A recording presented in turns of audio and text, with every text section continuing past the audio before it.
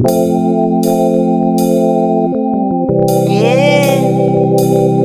tsara tsika jiaby any fetsika ty angatany io tsara tsika jiaby ny fezatsika tyo igny efa nivaha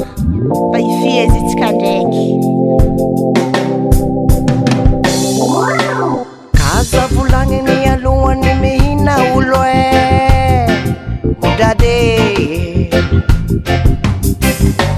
izy koa tsy aminy atiavany izy koragny mifody fôna tsy lany hanina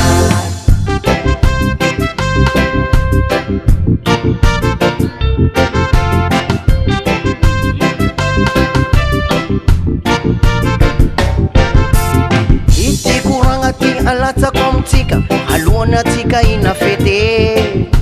sofigna roe fararegnina raiky koragna ty tsin'olo araiky diako regninarô jiaby diako regninarô feiny diako regnindry reny diako regnindry zanaka malahelo ny tany tomagny ny razambe mahita ndray olo feiny io tsy mifankatie aretigny tsy fitiavagna ty fa tsisy atany tsy ahitagna izy hita agnatiny ola famille io hita agnatiny ajirana pijirane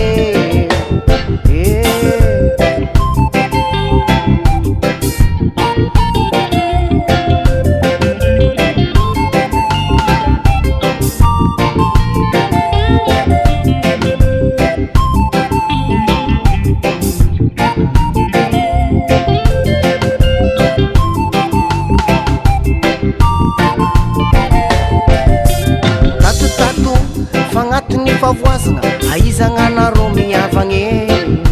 nampoditsika agnatiny atsaragna niaravoagna aizagnanarô feiny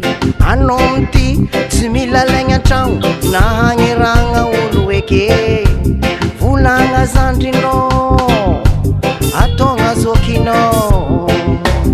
anarô feine mivankatiave fina mfôno fanarô ampiavagny fina mfôno izy fanarô mpiavagny anarô feine mivankatiave anarô atsio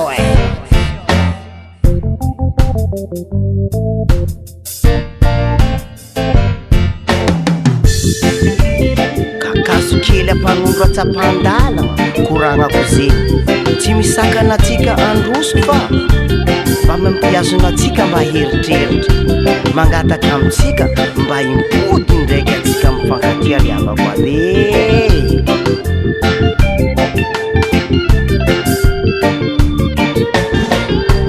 mitolok'io tsy voatera mpody afara niavako abe ampoditsika fomba taloha mba mitana raiky olo feiny mihina bonane fa tsy ampijaly razambenarô koa ijoroanarô malaseta raiky feky ijoroagna ianarô izy koa mbola io reninnagnely agny amy reninarô agny anarô feiny amity miaraka mandrotogno bonane tsy adignanao zokibe agny aminao agny romity miaraka mandrotogno bonane azadignanarô bizonaka aminazy ino ny fetitsika amity fipodianany fitiavane zegny ny bonane tsike aminy tognoty ino ny fetitsika amity fipodianany fitiavane zegny ny bonane tsike aminy tognoty fetitsika amity tsy oeke hany masilo hoanigny fetitsika amity tsy oeke atoka maro tsy lany